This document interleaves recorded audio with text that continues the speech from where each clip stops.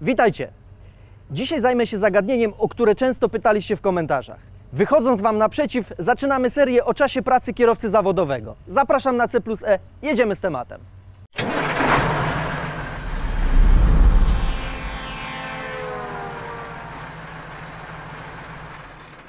Wokół kwestii czasu pracy kierowcy narasta wiele mitów, które tylko gmatwają całą sprawę.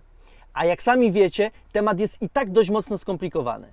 Regulują go różne ustawy i rozporządzenia, zarówno polskie, jak i międzynarodowe. Przede wszystkim są to rozporządzenia WE 561 przez 2006 i ustawa o czasie pracy kierowców, do których link macie w opisie pod filmem. Całość postanowiłem podzielić na kilka odcinków. Dzisiaj opowiem Wam o zasadach czasu pracy i odpoczynku kierowcy w cyklu dobowym w obsadzie jednoosobowej. W kolejnych filmach będzie o cyklu tygodniowym oraz o zasadach czasu pracy w podwójnej obsadzie. Podejmiemy też temat przekroczeń czasu pracy i poprawnego wykorzystania artykułu 12 wcześniej wspomnianego rozporządzenia. Będzie o sytuacjach wyjątkowych w kontekście czasu pracy, czyli na przykład jak to wygląda na promie albo w korku. Opowiem Wam także, co robić, kiedy w trasie zepsuje Wam się tachograf albo karta.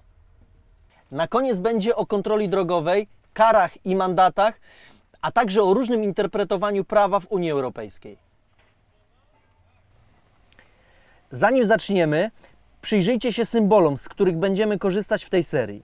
To ogólnie przyjęta symbolika stosowana na przykład w tachografach cyfrowych. Mamy tutaj czas prowadzenia pojazdu, wszystkie inne okresy pracy, okres dyspozycyjności, no i przerwy w pracy oraz okresy dziennego i tygodniowego odpoczynku. W tej serii czas jazdy i pracy kierowcy będę podawał zawsze w maksymalnych wartościach, których nie można przekroczyć.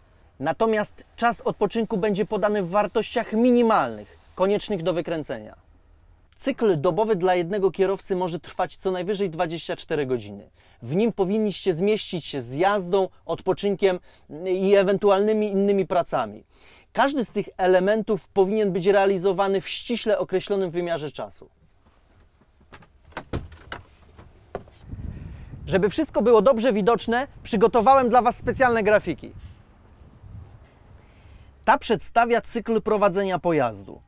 Mamy tu zaznaczone jazdę, symbol koła, oraz przerwę, symbol łóżka, na przestrzeni doby. Maksymalny, nieprzerwany czas prowadzenia pojazdu to 4,5 godziny. Na więcej nie pozwalają przepisy. Po takim okresie musicie zrobić przerwę, minimum 45 minut. Ta pauza jest konieczna i dopiero po niej możecie wrócić za kółko. Też na maksymalnie 4,5 godziny. Łączny czas jazdy w cyklu dobowym to 9 godzin. Są od tego wyjątki, ale o tym za chwilę. Stosunek długości czasu jazdy do czasu odpoczynku może być oczywiście modyfikowany przez kierowcę w zależności od potrzeb. Musi się jednak mieścić w ramach, o których wspomniałem. Ta grafika pokazuje dozwolony podział 45-minutowej przerwy na dwie części. Kierowca może jechać na przykład przez 1,5 godziny. Potem robi sobie minimum 15 minut przerwy i wraca do jazdy. Teraz dopuszczalny maksymalny czas prowadzenia auta to 3 godziny, bo czas przed krótką przerwą i po niej nie może przekroczyć 4 godzin i 30 minut. Następnie kierowca musi zrobić kolejną przerwę, tym razem minimum pół godziny. Daje to nam łącznie wymagane 45 minut przerwy. Na koniec kierowca wraca do jazdy na kolejne 4,5 godziny. Potem jest przerwa dobowa, ale o tym za chwilę. Tutaj ważne jest to, że dzieląc przerwę 45-minutową na dwie części, musicie zrobić najpierw pauzę krótką, a dopiero później długą. Wrócę jeszcze do maksymalnego dziennego czasu jazdy, który zazwyczaj wynosi 9 godzin. Wspomniałem o pewnym wyjątku. 2 razy w tygodniu kalendarzowym kierowca może prowadzić o godzinę dłużej, czyli łącznie 10 godzin. W takim układzie czasowym nadal musi pamiętać o maksymalnych dozwolonych czasach jazdy i minimalnych wymaganych czasach odpoczynku.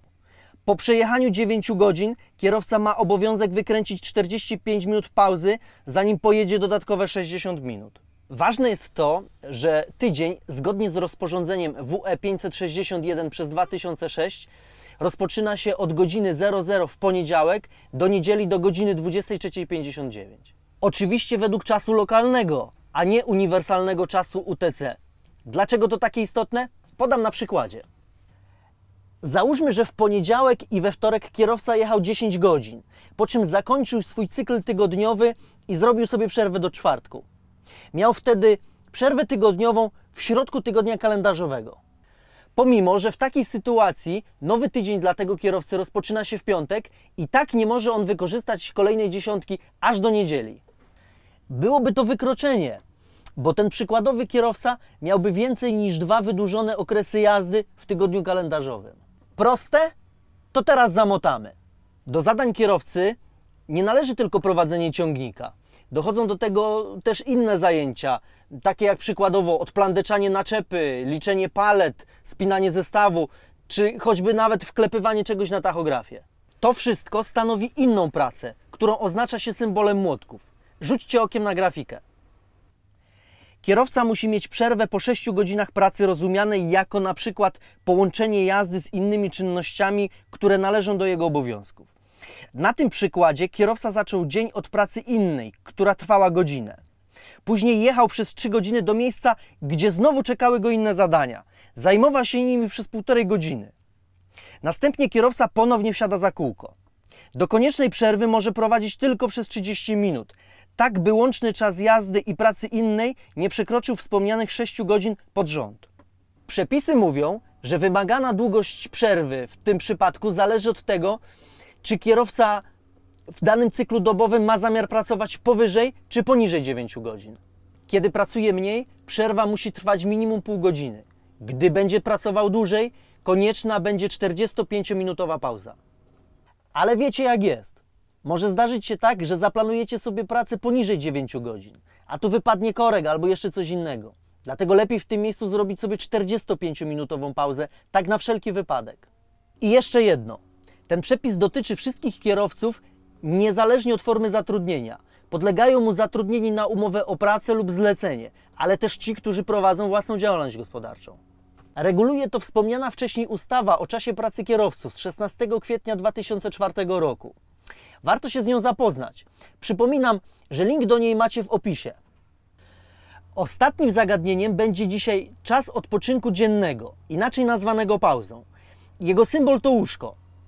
Odpoczynek to okres, w którym kierowca swobodnie dysponuje swoim czasem. Może mieć on wymiar regularny i skrócony. Regularny trwa minimum 11 godzin, a ten krótszy minimum 9.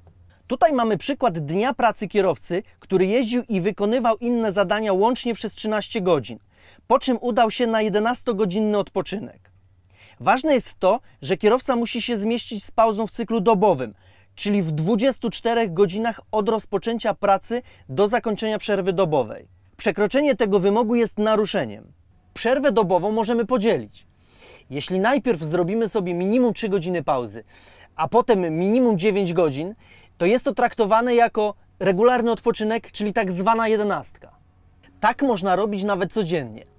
Ale pamiętajcie, że okres pierwszego odpoczynku, jazdy i pracy nie może przekraczać 15 godzin. Na koniec odpoczynek skrócony. Można go wykorzystać tylko 3 razy po każdej pauzie tygodniowej. Tutaj nie ma znaczenia tydzień kalendarzowy, tylko to, kiedy mieliście ostatni odpoczynek tygodniowy.